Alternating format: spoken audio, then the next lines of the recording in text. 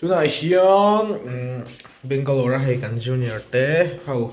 in lo hau kan phang kwal vel do ania hi zirte te in lo ani banin lui thi ania chung le a noi mo tuna ti kan in lo vel kan phang kwal do ni tuna hian ti sia in lo a kan kal do na ole tuna hian ti sia in kan phang vel a hi ti sia ania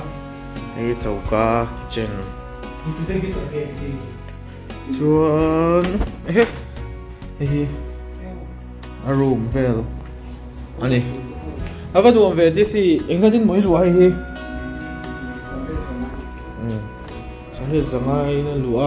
filter hi nangma fit chok nge chuan i phang chung lawa mo nangman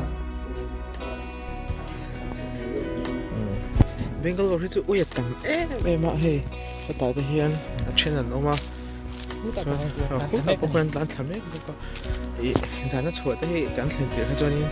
anom lo kha kan te kan hau thine me ma se hei tuna chuan fel tom hi ho phi chu tuna a in ni ti chiang em kan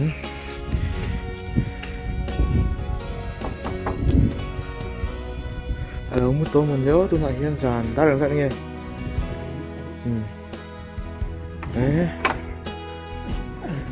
thế khải lấy tôi lấy những lọc lẩu tất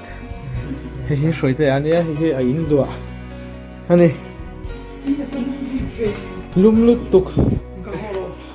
bữa nào tôi xuân vào ông chỉ cho chơi cái sao những đùa hả sôi thế cái sao những đùa mà chặt thế này hi sôi thế để khai đầu xíu ngắn ngắn đó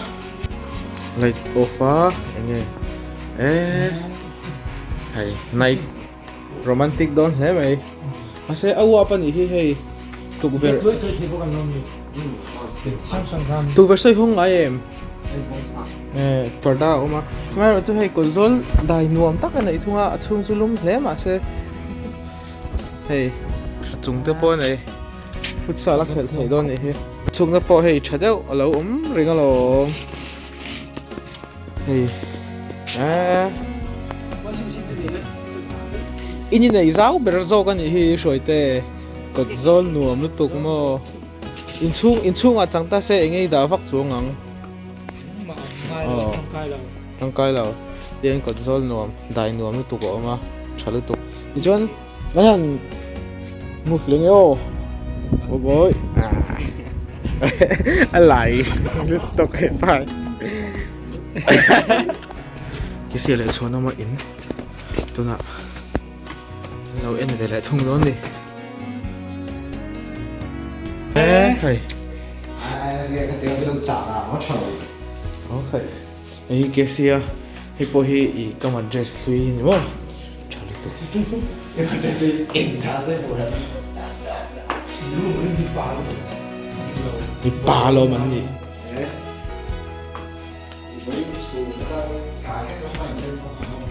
ê thì alai pha mình léo sao nó chuồn nó mà phar anh gì à top gun lâu em mấy cái gì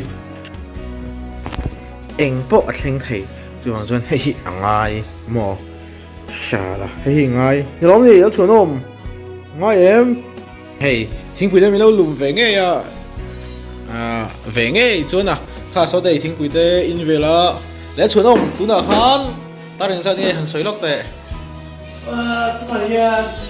dân lai đa số thì là những sống phun mặt cùng tiền ai kia sản này giống sủng tệ sản này giống sủng cái gì ấy thì à đi bắt thiên gia ra gần đó Bangalore gần câu để thấy tiền thì ngày chuồn à to tệ à thì đây chuồn đâu mà thì đây kesi à thì đây anh lâu ông tổ lâu mấy thầy sáng thị sông thị paruk mà in gần câu để thức tiền thì chuồn anh lâu lâu ông à thú bố này to mà ngày ông đón lấy mày 이제 같이 라이드가 또 뭐 이런 거 좋아 인터뷰는 레메 또 뭐라 우리 차나 때 희가 인컴 나친 이너니야 달 퉁탱 도나 간랭아 좋안 히로 때야 아니야 모바일 레전드 kan khel tui lak lowa zanin chu day 8 Bangalore le pui le so te ya tuna ariten min khudona futsal khel turin กันตันโน่นนี่เอาละเต้นเต้น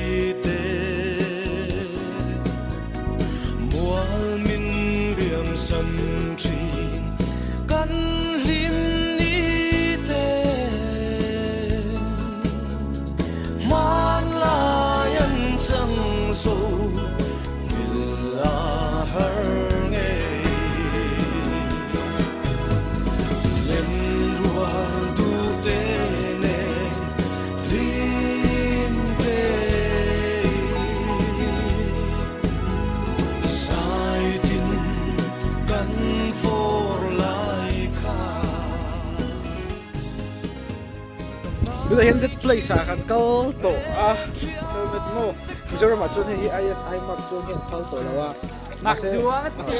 Mark Chung juga di bawah mo. Chuan I Vai ra chuan passenger zong nen helmet khum chin zong tu ni. Eng ni him zo ba. Passenger zong nen na helmet khum nge ISI Mark. ISI Mark Chung passenger ni na khum. Cái chuột hi mà. Mà chu an mà lắc chân điều ta hi passenger ta ne khum mà sử dụng cái là achha zo ka mo. Accident te he nge trong chilo. Accident te lo chang kia. Passenger hi an na sok del box ya. Zo nge ibani. Hey, futsal ground kan kheng ta ni hi kan khel na tur ni a zau chamo. Oi, heta ka driver chuan vor pui pui ha ni ya. Chuan hei heta rồi tê à lại lấy lốc tê cái gì hả nè rồi tê à Rolando đút lăng chẳng vào thật à phải là cool Arena không ấy rồi hết à Makima